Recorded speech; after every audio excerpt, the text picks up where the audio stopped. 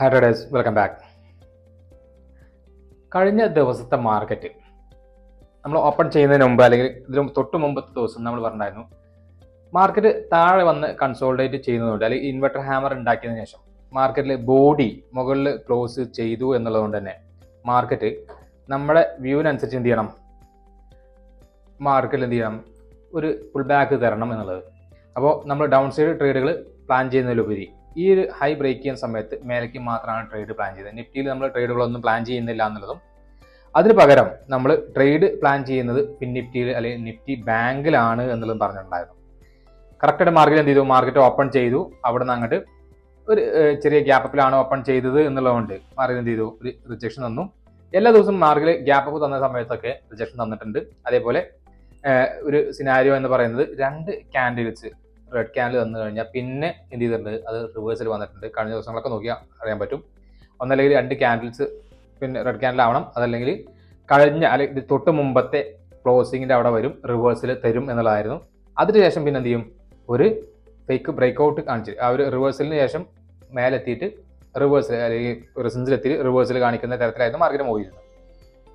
ഇന്നലെ മൂവ് ചെയ്ത മാർക്കറ്റ് എന്ന് പറയുന്നത് നിഫ്റ്റി ബാങ്കിന്റെ കേസിൽ കറക്റ്റായിട്ട് സപ്പോർട്ടിന്റെ മുകളിൽ മാർക്കറ്റ് ഓപ്പൺ ചെയ്തു. ആ സപ്പോർട്ടിൽ വന്നു, സപ്പോർട്ട് എടുത്തു. നമ്മൾ ട്രേഡ് പ്ലാൻ ചെയ്തും ഈ ഒരു ക്യാൻഡലിന്റെ മുകളിൽ ബ്രേക്ക് ചെയ്യുന്ന സമയത്ത് ഇതിന് താഴെ സ്റ്റോപ്പ് ലോസ് വെക്കാം, ഇതിന്റെ മേലേക്ക് ട്രേഡ് പ്ലാൻ ചെയ്യാം. ഇതിനായിരുന്നു നമ്മുടെ ടാർഗറ്റും. ഈ ഒരു ടാർഗറ്റ് നമുക്ക് മുഴുവനായിട്ട് കിട്ടിയിട്ടുണ്ടായിരുന്നു. ഒരു 1:3 മുകളിൽ റിസ്ക് റിവാർഡ് കിട്ടുന്ന തരത്തിലായിരുന്നു ഈ ട്രേഡ് കിട്ടിയത്. അതിനുശേഷം മാർക്കറ്റിൽ പിന്നെ കാര്യമായിട്ട് മൂവ്മെന്റുകൾ തന്നിട്ടുണ്ടായിരുന്നില്ല. കാര്യമായിട്ട് എന്ത് ചെയ്തു, മാർക്കറ്റ് സൈഡ് വൈസ് ബുള്ളിഷ് ആയിട്ട് മാർക്കറ്റ് മൂവ് ചെയ്തു. പിന്നീട് ഒരു എല്ലാ ദിവസത്തെയും പോലെ തന്നെ ഒരു 1:30-2 മണിക്ക് ശേഷം മാർക്കറ്റ് എന്ത് ചെയ്തു, ഒരു സഡൻ ഫാൾ തന്നു, ഒരു ഷാർപ്പ് സെല്ലിംഗ് എന്ന് തന്നെ പറയാം. എത്രയാണോ ഇന്നത്തെ ദിവസം ക്യാൻഡിൽ മൂവ് ചെയ്തത്, ഗ്യാപ്പ് അപ്പിലല്ല ക്യാൻഡിൽസ് മൂവ് ചെയ്തത്, അത്രയും ഭാഗം എന്ത് ചെയ്തു, മാർക്കറ്റ് റിവേഴ്സിൽ തന്നു എന്നുള്ളതാണ് പിന്നീടുള്ള 1 മണിക്കൂർ കൊണ്ട്. അപ്പോൾ ഗ്ലോബൽ ന്യൂസിന്റെ കാരണമാവാം, അല്ലെങ്കിൽ മറ്റുള്ള കാരണങ്ങളാവാം, പക്ഷേ മാർക്കറ്റ് കഴിഞ്ഞ ദിവസം എവിടെയാണോ ഓപ്പൺ ചെയ്തത് അതിന്റെ തൊട്ട് മുകളിലാണ് ക്ലോസിംഗ് എന്ന് മാത്രമാണ് നമുക്ക് ആശ്വസിക്കാനുള്ള വകയുള്ളത്. ഇനി മാർക്കറ്റിൽ നാളെ എങ്ങനെ മാർക്കറ്റ് മൂവ് ചെയ്യാൻ ചാൻസ് ഉണ്ട് എന്നാണ് നോക്കേണ്ടത്. നാളെ ഈ ഒരു ഏരിയയിൽ മാർക്കറ്റ് 50,700 അല്ലെങ്കിൽ 50,600 ഈ ലെവലൊക്കെ മാർക്കറ്റ് ഓപ്പൺ ചെയ്യുകയാണെങ്കിൽ എന്ത് ചെയ്യണ്ട, നമുക്ക് ട്രേഡുകളൊന്നും കിട്ടാനുള്ള സാധ്യത കാണിക്കുന്നില്ല. ഞാൻ പ്ലാൻ ചെയ്യുന്നത് ഇതിന്റെ താഴെ അല്ലെങ്കിൽ കഴിഞ്ഞ ദിവസത്തെ ക്ലോസിങ്ങിന്റെ താഴെ മാർക്കറ്റ് ഓപ്പൺ ചെയ്യുകയാണെങ്കിൽ മാത്രം എന്ത് ചെയ്യും, ഡൗൺ സൈഡ് ട്രേഡുകൾ പ്ലാൻ ചെയ്യും. അതല്ല എന്നുണ്ടെങ്കിൽ നമ്മൾ എന്ത് ചെയ്യുന്നുള്ളൂ, ഈ ഒരു ലെവലിന്റെ താഴെ പിന്നെ ഫ്ലാറ്റ് ഓപ്പണിംഗ് കിട്ടിയാൽ മാത്രമേ എന്ത് ചെയ്യുന്നുള്ളൂ, നമ്മൾ ഇവിടെ നമുക്ക് ഓപ്പൺ ചെയ്തു, ഈ ഒരു ട്രെൻഡ് ലൈൻ ബ്രേക്ക് ചെയ്തു, മാർക്കറ്റ് ഇതിന് താഴെ അല്ലെങ്കിൽ ഈ ഒരു സപ്പോർട്ട് സോണിന് താഴെ 50,290 താഴെ വന്നാൽ മാത്രം എന്ത് ചെയ്യുന്നുള്ളൂ, കുറച്ചൊരു ട്രേഡ് പ്ലാൻ ചെയ്യുന്നുള്ളൂ. അതല്ല എന്നുണ്ടെങ്കിൽ ട്രേഡുകൾ പ്ലാൻ ചെയ്യുന്നില്ല. ഇനി വലിയൊരു ഗ്യാപ്പ് ഡൗണിലാണെങ്കിൽ ഫസ്റ്റ് പ്രൈസ് ആക്ഷൻ ഫോം ചെയ്തതിന് ശേഷം മാത്രമേ എന്ത് ചെയ്യുള്ളൂ, നമ്മൾ കറക്റ്റായിട്ട് റിവ്യൂ കിട്ടിയതിനു ശേഷം മാത്രമേ ട്രേഡ് ചെയ്യുള്ളൂ. കാരണം കഴിഞ്ഞ ദിവസങ്ങളൊക്കെ കൺഫ്യൂസിങ് മാർക്കറ്റ് മാത്രമാണ് ഉണ്ടാക്കുന്നത്. എല്ലാ ദിവസവും മാർക്കറ്റ് അപ്സൈഡ് തരും, അത് കഴിഞ്ഞ് നെഗറ്റീവ് തരുന്നുണ്ട്. അപ്പോൾ ഈ ഒരു സെൽ ഓൺ റൈസ് എന്നുള്ള ഒരു സിനാരിയോ ക്രിയേറ്റ് ചെയ്യുന്നതുകൊണ്ട് നമ്മുടെ മാർക്കറ്റിന്റെ ബിയറിഷ് സെന്റിമെന്റ്സ് തീർന്നു എന്ന് ബുള്ളിഷ് ബിയർ സെന്റിമെന്റ്സ് തീർന്നു എന്നോ അല്ലെങ്കിൽ കണ്ടിന്യൂഷൻ കിട്ടിയെന്നോ പറയാനായിട്ടില്ല.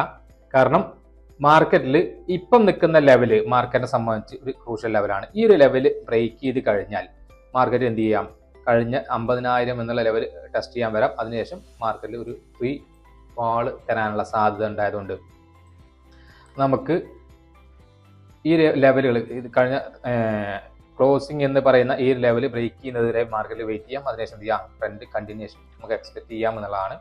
ഇനി വലിയൊരു മൂവ്മെന്റ് കിട്ടണമെന്നുണ്ടെങ്കിലോ, കോൾസൈഡ് കിട്ടണമെന്നുണ്ടെങ്കിൽ 51,000 മുകളിൽ ഒരു ക്യാൻഡിൽ ക്ലോസ് ചെയ്ത് തരണം. അപ്പോൾ നാളെ ഇവിടെ എവിടെയെങ്കിലും ഓപ്പൺ ചെയ്യുകയാണെങ്കിൽ മാർക്കറ്റ് എവിടെ ക്ലോസ് ചെയ്യുന്നു എന്നുള്ളത് നോക്കിയതിന് ശേഷം മാത്രമായിരിക്കും ഉണ്ടാവുക നമ്മൾ കോൾ സൈഡ് ട്രേഡ് പ്ലാൻ ചെയ്യുള്ളൂ. ഇപ്പം ഇവിടെ എവിടെയെങ്കിലും ഓപ്പൺ ചെയ്തു, അതിനുശേഷം ഫസ്റ്റ് ഹാഫിൽ ബ്രേക്ക്ഔട്ട് തരികയാണെങ്കിൽ എന്ത് ചെയ്യുന്നില്ല, കോൾ സൈഡ് ട്രേഡ് പ്ലാൻ ചെയ്യുന്നില്ല. കാരണം എന്താണ്, മിക്കവാറും സെക്കൻഡ് ഹാഫിൽ ഡൗൺ സൈഡ് വരാനുള്ള സാധ്യത കാണിക്കും എന്നുള്ളതാണ്. ഇനി മാർക്കറ്റ് ഫസ്റ്റ് ഹാഫിൽ ഇവിടെ ഓപ്പൺ ചെയ്ത് ഫ്ലാറ്റ് ആണ്, അതിനുശേഷം മാർക്കറ്റ് ഒരു പിന്നെ ലെവലിൽ ബ്രേക്ക് നിൽക്കുകയാണ്. അതിനുശേഷം മാർക്കറ്റ് കണ്ടിന്യൂഷൻ തരികയാണെങ്കിലോ നമുക്ക് മാർക്കറ്റിൽ എന്ത് ചെയ്യാം, ഡൗൺ സൈഡ് പ്ലാൻ ചെയ്യാം. ഉച്ചയ്ക്ക് ശേഷമാണ് പ്രത്യേകിച്ച് എന്ത് ചെയ്യാം, ഡൗൺ സൈഡുകൾ പ്ലാൻ ചെയ്യാം. ഇത് നാളെ നിഫ്റ്റിയുടെ എക്സ്പയറി ഇവിടെ ഉണ്ട്. അപ്പോൾ നിഫ്റ്റി എന്ത് ചെയ്യാൻ പറ്റും, നമുക്ക് കുറച്ചും കൂടെ ട്രേഡ് പ്ലാൻ ചെയ്യാം. ഈ 23,376 അല്ലെങ്കിൽ കഴിഞ്ഞ ദിവസത്തെ ക്ലോസിങ്ങിന്റെ താഴെ നമുക്ക് തന്നിട്ടുണ്ടെങ്കിൽ അല്ലെങ്കിൽ ഓപ്പണിംഗ് തന്നാൽ തന്നെ ഇവിടെ റിവേഴ്സിൽ പോവുകയല്ല, ഫസ്റ്റ് ക്യാൻഡിൽ എന്ത് ചെയ്യാം, ഡൗൺ സൈഡ് വരികയാണെങ്കിൽ നമുക്ക് ട്രേഡ് കണ്ടിന്യൂഷൻ പ്ലാൻ ചെയ്യാം. ഇനി ഇൻ കേസ് എന്ത് ചെയ്യാൻ പറ്റും, ഫ്ലാറ്റ് ഓപ്പൺ ചെയ്തു, വളരെ സ്ലോവിലാണ് വരുന്നതെന്നുണ്ടെങ്കിൽ നമ്മൾ ട്രേഡ് ചെയ്യുന്നില്ല. ഗ്യാപ്പ് അപ്പിൽ ഓപ്പൺ ചെയ്ത് മാർക്കറ്റ് മേലേക്ക് പോയാലും ട്രേഡുകളൊന്നും പ്ലാൻ ചെയ്യുന്നില്ല. ഗ്യാപ്പ് അപ്പിൽ ഓപ്പൺ ചെയ്ത് ഏതെങ്കിലും ഈ ലെവലിലൊക്കെ തട്ടിയിട്ട് മാർക്കറ്റ് റിവേഴ്സിൽ കാണിക്കുകയാണെങ്കിൽ നമ്മൾ എന്ത് ചെയ്യുന്നുള്ളൂ,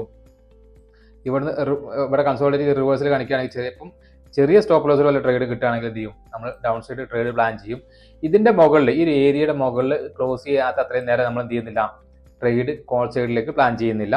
ഇനി വലിയ ഗ്യാപ്പ് ഡൗൺ, അതായത് ഇപ്പം 1%, 2% ഒക്കെ വരികയാണെങ്കിൽ അവിടെ ഫസ്റ്റ് ക്യാൻഡിൽ ഗ്രീൻ ക്യാൻഡിൽ ആണ് എന്നുണ്ടെങ്കിൽ ഇതിന് ഹൈ ബ്രേക്ക് ചെയ്യുന്ന സമയത്ത് വേണമെങ്കിൽ ഒരു ചെറിയ റിവേഴ്സൽ എൻട്രി, സ്കാൽപ്പിംഗ് എൻട്രി ഞാൻ പ്ലാൻ ചെയ്യുന്നുണ്ട്. അതല്ലാത്ത ട്രേഡുകളൊന്നും പ്ലാൻ ചെയ്യുന്നില്ല. അപ്പോൾ ഇതൊക്കെയാണ് നാളേക്കുള്ള നമ്മുടെ മാർക്കറ്റ് അനാലിസിസ് അല്ലെങ്കിൽ മാർക്കറ്റ് വ്യൂ എന്ന് പറയുന്നത്. അപ്പോൾ നിഫ്റ്റി 50-ലും അതേപോലെ നിഫ്റ്റി ബാങ്കിലും മാത്രമാണ് നമ്മൾ ട്രേഡുകൾ പ്ലാൻ ചെയ്യുന്നത്. മറ്റുള്ള സ്ക്രിപ്റ്റുകൾ നമ്മൾ ട്രേഡുകളൊന്നും പ്ലാൻ ചെയ്യുന്നില്ല.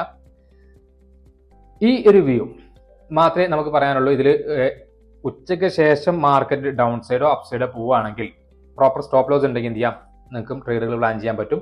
അതല്ലാത്ത കേസിൽ നമ്മൾ മാർക്കറ്റിന് വിട്ടു നിൽക്കുന്നതായിരിക്കും ഏറ്റവും ഉചിതം. വീഡിയോ നിങ്ങൾക്ക് ഇഷ്ടപ്പെട്ടു എന്ന് വിചാരിക്കുന്നുണ്ട്. ഇഷ്ടപ്പെട്ടുണ്ടെങ്കിൽ തീർച്ചയായും ലൈക്ക് ചെയ്യുക, ഷെയർ ചെയ്യുക, അതേപോലെ സബ്സ്ക്രൈബ് ചെയ്യുക.